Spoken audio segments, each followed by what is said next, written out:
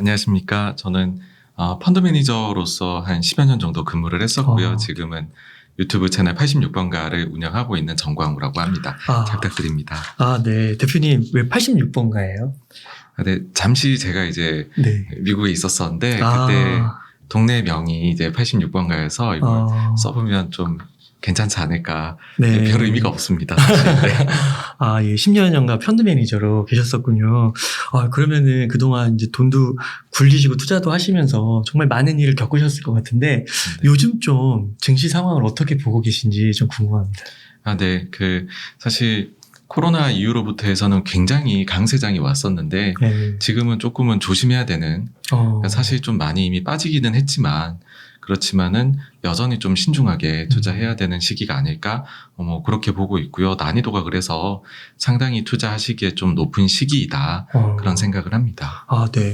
며칠 동안은 주식 좀 흐름이 상승으로 좀 괜찮은 것 같더라고요. 그러면 조금 몇 주 전에 있었던 이런 하락의 공포, 이런 게 조금 그래도 완화됐다고도 이야기할 수 있을까요?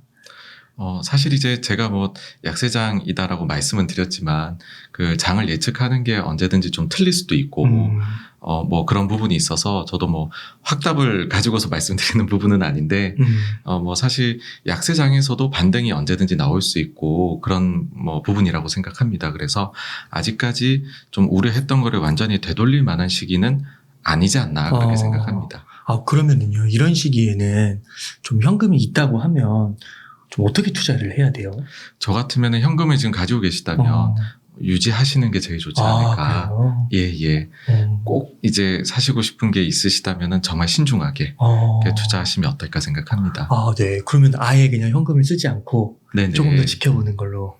예, 그게 좀 좋지 않을까. 예. 네네. 그럼 만약에 주식에 좀 투자가 돼 있는데 좀 많이 물려 있어요. 그러면 어떻게 해야 돼요? 네, 이제 이게 가장 현실적인 고민일 것 같아요. 근데 지금 장을 좀 안 좋게 본다고 해서 이미 사실 마이너스 20% 막 이렇게 되어 있는 종목을 매도하시고 지금 현금을 가지세요. 이런 말씀 드리는 거는 해법은 아닌 것 같아요. 왜냐면은 여기서도 언제든 앞서도 말씀드렸지만 제가 장이 틀릴 수도 있는 거고 제 뷰 자체가. 그리고 또 한 가지가 사실 때 다 이유가 있으셨을 거잖아요. 투자 포인트가.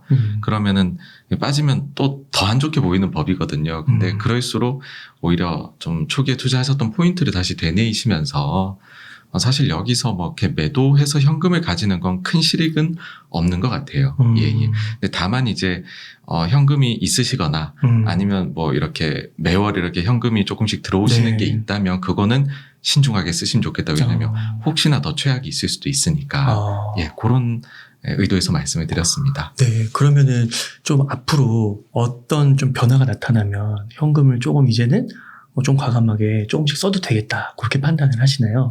네. 지금 제일 우려를 하는 부분은 경기가 침체가 오지 않을까. 그리고 침체가 오면서도 인플레는 안 낮아지고 계속 좀 높은 그런 거 아니냐.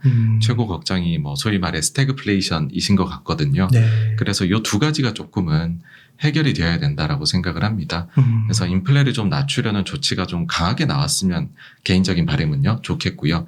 그 다음에 경기 침체를 좀 막기 위한 수단들도 좀 적극적으로 제시가 되면 좋지 않을까 그렇게 생각합니다. 그러면은 약간 금리 인상이 조금 더 자이언트 스텝 이런 느낌으로 더 높은 수치가 오히려 나타나는 게 더 좋다라고 보시는 건가요? 네, 그렇습니다. 그러니까 좀 실기를 했다는 생각을 하고요. 오히려 이 인플레라는 거는 심리가 많이 작용하는 부분이라 오히려 좀 강하게 나갔었다면 이 심리의 예봉이 꺾이지 않았을까. 근데 지금은 너무 전방위적으로 인플레 심리가 퍼져 있는 그런 세상인 것 같습니다. 그러면은 조금 인플레나 스태그플레이션 이런 우려들이 좀 지표로 숫자로 나왔을 때 확인을 하고 그 다음에 투자를 해도 늦지 않을 걸까요? 네, 저는 그렇게 생각을 합니다. 사실 인플레가 한번 이렇게 높아지면 또 갑작스럽게 떨어지거나 그러진 않습니다. 그렇기 때문에 세부적으로 좀 항목들을 보시면서 이런 데에서 조금은 이제 걱정을 좀 덜어놔도 되겠다. 그런 시기가 돼서 투자하셔도 전 별로 그렇게 안 늦을 거라고 생각합니다.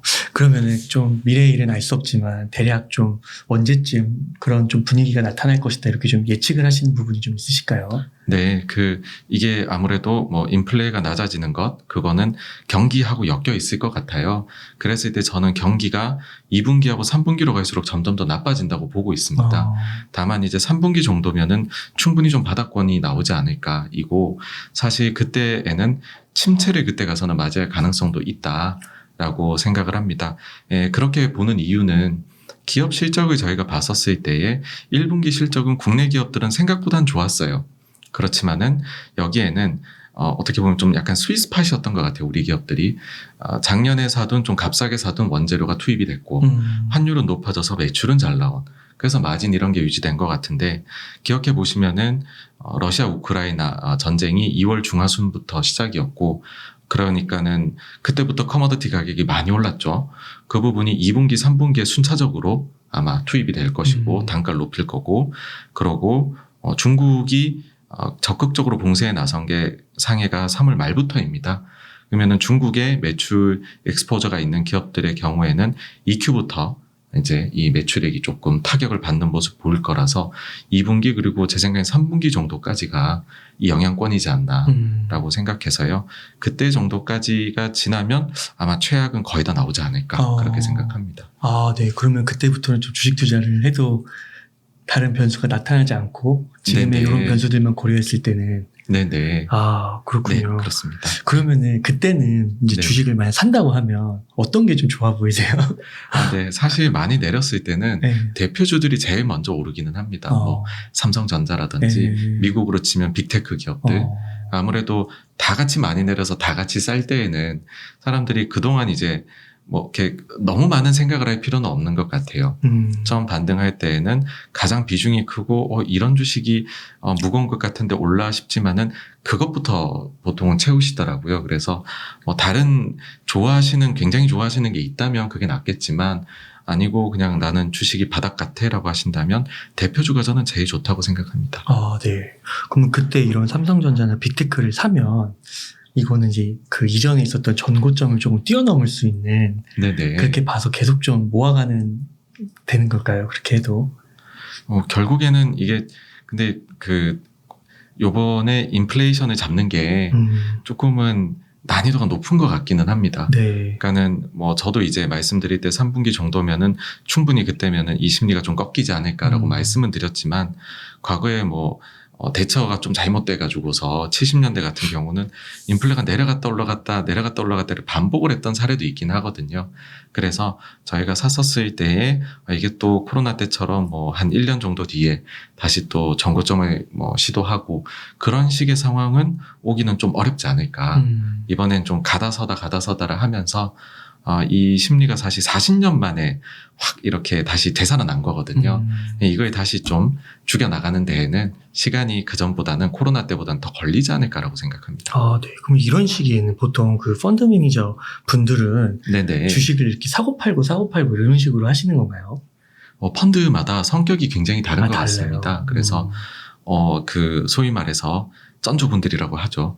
그분들께서 요구하시는 사항에 맞춰가지고서 보통은 운영을 하게 됩니다. 그리고 일반적으로는 펀드들 경우에 이제 절대 수익형을 추구하는 게 아니면, 사실 펀드 매니저들 입장에서는 수익이 절대적으로 낮냐 안 낮느냐도 중요하겠지만 상대적으로 순위가 어느 정도에 있느냐, 남보다 잘하냐 못하냐가 되게 중요하고 평가 요소이거든요. 그래서 아마도 남들을 이기기 위한 노력을, 주도주를 찾기 위한 노력을 이제 부단히 하지 않을까 생각합니다. 그러면 이 개인 투자자들도 약간 그렇게 좀 상단이 좀 전고점으로 이렇게 좀 막혀 있다고 하면 조금 이렇게 뭐 소위 파도를 탄다? 이런 네네. 식으로 좀 해야 될까요? 근데 그 부분은 별로 추천은 안 드리는 바입니다. 왜 그러냐 하면은, 사실 마켓 타이밍을, 저도 이제 지금 뭐 장이 안 좋을 것 같습니다, 이런 말씀 드리면은 그런 생각 하실 수도 있을 것 같아요. 마켓 타이밍은 맞출 수가 없는데 저 친구는 왜 저런 얘기를 하지. 근데 이제 제가 말씀드리는 거는 아마 요것부터 조금 설명드려야 될 것 같은데요. 제가 이런 저도 이제 사실 그 전에 근무지는 가치 투자를 하는 한국투자밸류자산운용이라는 곳이었는데, 보시면은 마켓 타이밍을 안 본다라고 저희가 또 이 철학으로 내세우는 곳이거든요. 근데 제가 거기서 금융 섹터를 보면서 금리를 공부를 하다 보니까는 뭔가 10% 20% 이런 하락이나 조정은 저희가 맞추기가 상당히 어려운데 누구나 30% 이상의 큰 하락은 피하고 싶잖아요. 그래서 그런 점들을 제가 개인적으로 연구를 해봤을 때 피할 때는 좀 피했으면 좋겠다 이고 사실 지금 요 증시 상황에서 그런 좀 안 좋은 상황이 닥칠 수도 있겠다는 위험을 느껴서 말씀을 드리는 것이죠. 뭐 중간에 5%, 10%, 15% 움직이는 부분은 저도 지금 봐도 그거는 예상이 어렵다고 생각을 하거든요. 그래서 말씀드린 그런 좀 오르면 매도를 했다가 또 좀 빠지면 샀다가 이런 플레이는 아마 이거는 동물적인 감각이 있는 분이 아니시면 어렵지 않을까. 그래서 그냥 장이 한번 약세에서 돌아서면 그때는 계속 보유를 하시는 게 제일 좋다고 봅니다. 이렇게 좀 생각해봐도 될 거예요. S&P 500 기준으로 봤을 때 지금 한 마이너스 20% 좀 빠져 있다고 하면 30%로 갈 수도 있잖아요. 네네. 그렇기 때문에 지금은 조금 신중할 필요가 있는 건데 여기서 이제 한 15%, 10% 이렇게 올라오면 그때부터는 조금 마음을 좀 편하게 가지면서 투자를 해도 된다. 네네. 이게 지금 이제 S&P 지금 수준을 한번 말씀을 드려보면은요. 밸류에이션이 원래 PER이 상당히 지금보다 이제 20% 이제 높았었죠.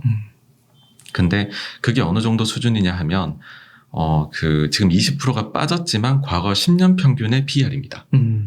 그러니까는 저희가 평균일 때 싸다고 얘기는 안 하거든요. 그때는 오를 가능성도 50%이고 내릴 가능성도 거기서 50%이니 네. 평균으로 맞춰졌었겠죠.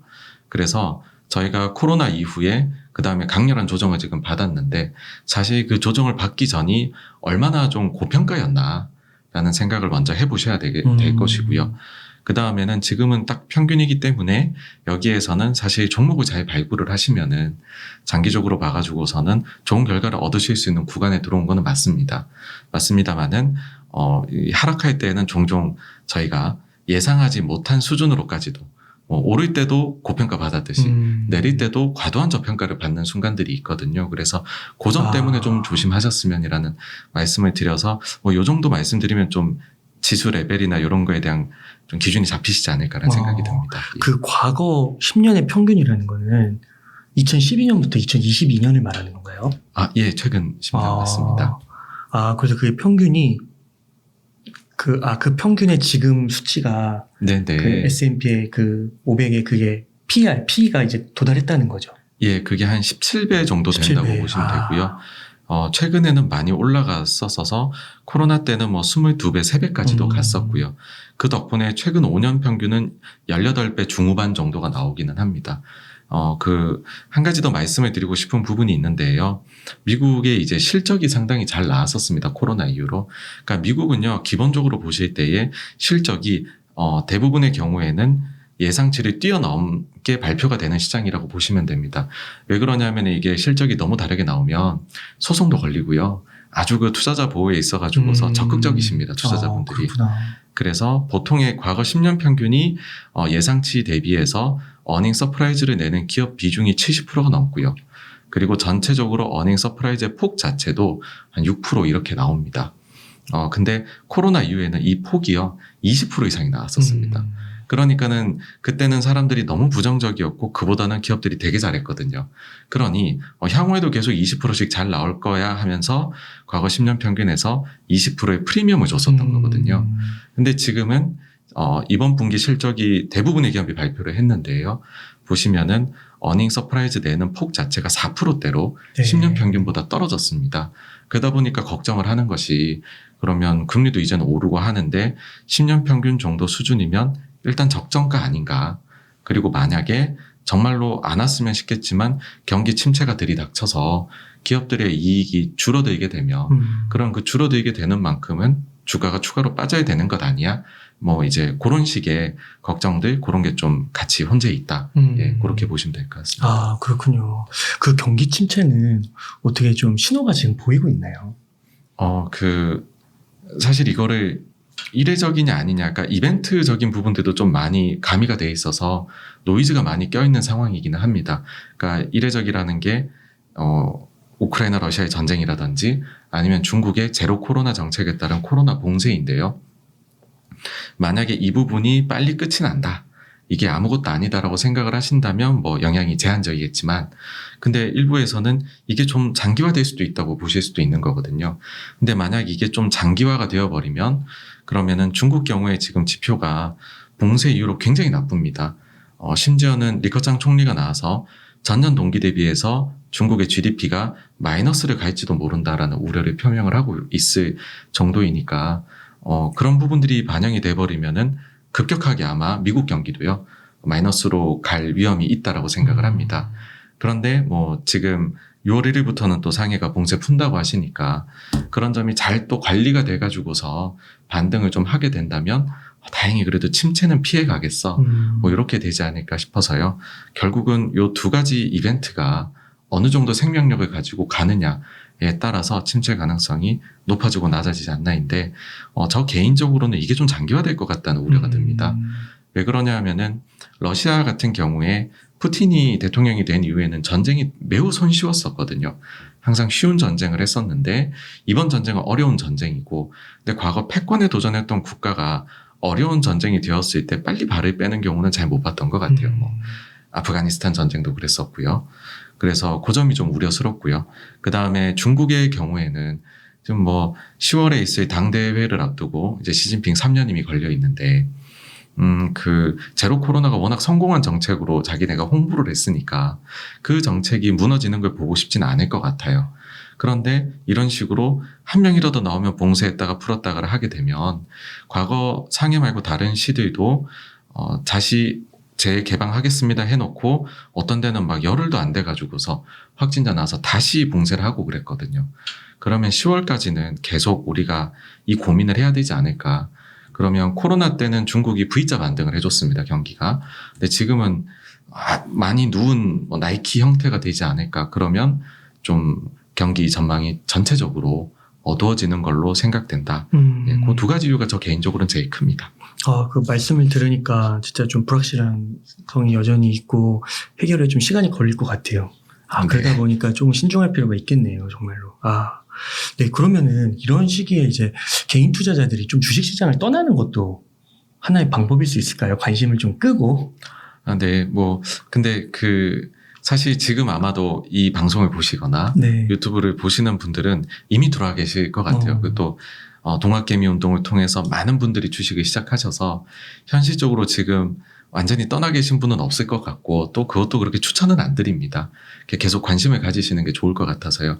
다만 이제 두 가지가 아까 처음 말씀드린 대로 현금이 있으시다면 그럼 신중히 쓰셨으면이고, 그리고 여기에서 바닥 같다라고 하시더라도 그럼 내가 손실 난 거를 단숨에 메꿔야지 해서 빚내시는 거는 절대적으로 비춥니다.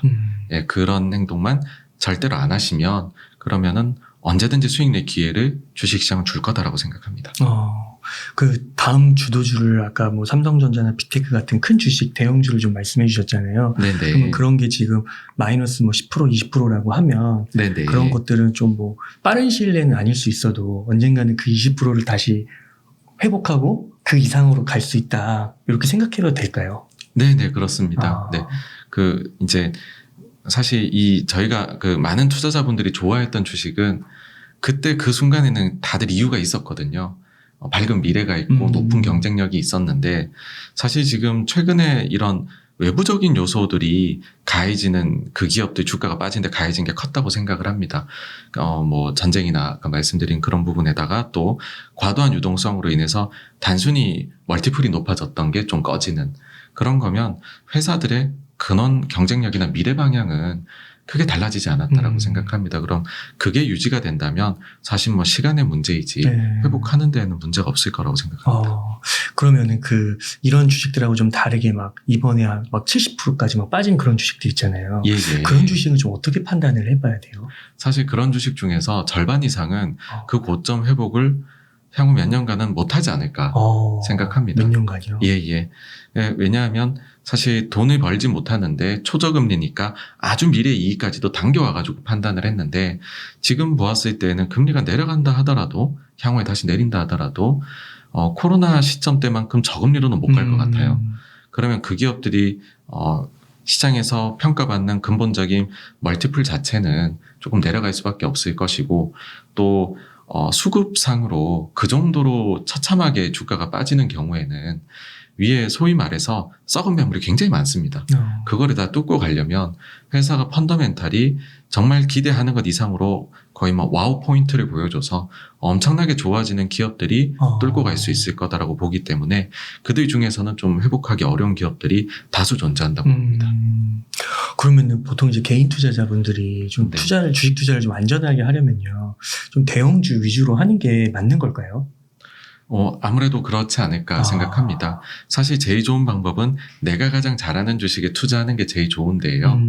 그게 현실적으로 만약에 어렵다면 사실 그런 ETF라든지 좀 간접적인 방법, 네. 그게 좋으실 거고, 그게 아니라 뭔가 이제 그래도 좀 내가 개인적으로 직접 투자를 해보고 싶다라고 하신다면 어쨌든 중소형주는 그 자체가 가지는 위험성이 분명히 존재합니다. 저희가 알기 어려운. 네. 가령 예를 들어서 뭐 횡령이나 이런 문제도 보시면 대기업에 비해 중소에서 많이 나타나고 그 일이 있었을 때 타격도도 대기업에 비해 중소가 훨씬 큽니다. 그리고 저도 예전에 하나의 사례를 말씀드리자면 저희가 정말로 이 회사는 좋다. 그래서 다음 날부터 우리 전체적으로 회사가 투자를 해보자라고 했던 기업이 있는데 그날 밤에 그 회사 공장이 전소하는 일이 발생하기도 했었습니다. 저희가 만약 투자를 했다면 1년 넘게 거래 정지에 들어갔을 거거든요. 근데 대기업들은 공장이 하나가 있는 게 아닐 거잖아요. 그래서 우리가 알지 못하는 위험들이 생각보다 중소기업은 많다. 네, 그런 점을 감안하면 네, 대기업이 좀 더 안정적이라고 생각합니다. 그러면은 또 어떤 그 방송 전문가분들은 그 요즘에 이제 지수 단위로 봤을 때 뭐 2600에서 위에는 뭐 2900 이렇게 해서 박스권을 그릴 것이다 예상하는 분들이 좀 많으셔가지고 지수가 이제 그렇게 움직이니까 대형주는 아무래도 네네. 올라가는 한계가 있어서 중소형주로 요즘에 투자를 좀 집중해야 된다 이렇게 말하시는 분들도 있는 것 같아요. 네네. 그런 주장에 대해서는 어떻게 좀 생각하세요? 그 주식들마다 좀 시기가 있습니다. 그 코로나 이후로 좀 그 국면들이 변화를 해왔고요. 중소형주가 좋은 국면이 분명히 있지만은 그 저의 가정에서는 저는 이제 좀 침체까지도 가지 않을까라는 가정을 하고 있는데 네. 그렇게 되고 난 뒤에는 투자는 대형주가 더 좋습니다. 그러니까 그 금융장세, 실적장세, 그다음 역금융, 역실적으로 봤었을 때 중소형주가 좋은 장세는 실적장세 후반부부터 역금융 초기 정도까지가 제일 좋거든요. 그 나머지 부분에서는 대형주들이 또 좋은 실적을 내기 때문에 제가 볼 때는 다음에 만약 금융장세가 펼쳐진다라고 하면 대형주로도 충분히 수익이 나시지 않을까 생각합니다. 그렇군요. 그 보통 그럼 그 개인 투자자분들이요, 처음에 어떤 아이디어를 갖고 대형주를 샀어요. 그러면 한 투자 기간을 보통 한 어느 정도 잡고 가면 좋을까요? 저는 개인 투자자분들이 전업 하시는 분들은 아주 소수실 테니까, 그리고 그런 분들은 이미 본인 방식이 있으시니까는 제가 말씀드려도 그런 거는 이제 좀 도움이 안 될 것 같아요. 근데 일반적인 개인 투자자분들은 보통 생업이 있으실 거고, 그러면 이 투자라는 건 좀 부업 같은 개념으로 하실 텐데, 그렇다라고 할 때에는 저희가 3개월 뒤, 6개월 뒤를 바라보는 거는 좀 힘들거든요. 네. 그러면은 근데 3년 뒤, 5년 뒤를 생각하는 건 오히려 좀 간편할 때가 있는 것 같아요. 그래서 조금 시계를 몇 년으로 열어놓고서 보시고서 기본적으로 투자하시는 게 훨씬 이 수익률에 도움이 되시지 않을까라고 생각합니다. 그렇구나. 그 펀드 매니저분들도 처음에 주식을 살 때 3년, 5년 이렇게 바라보시나요? 저희는 사실 그보다 시계열이 짧습니다. 그러니까 보통 이것도 펀드의 성격마다 많이 다르기는 하지만 펀드들의 그런 매매 회전율을 봐서는 사실 1년도 안 보고서 저희가 평균적으로 투자를 하는 걸로 보입니다. 그렇구나. 그러니까 그런 분들은 조금 또 프로페셔널한 영역에 있는 거고, 부업으로 하시는 그보다는 분들은 저희는 이제 매월마다 분기마다 아주 이제 혹독한 평가를 받습니다. 그러다 보니까는 매니저님 왜 이렇게 수익률이 떨어졌어요? 남들은 이거 다 갖고 있던데 왜 안 가지고 계세요? 그러면 좀 채워놓겠습니다. 막 이러면서 이제 이게 조금 자금에 따라서 아주 단기 평가를 받는 경향이 있어 그렇습니다. 이거 스트레스가 좀 심하실 것 같은데요. 네. 근데 이 일이 있으신 분들은 다 업에 따라 다르지 스트레스가 많으시니까는요. 네.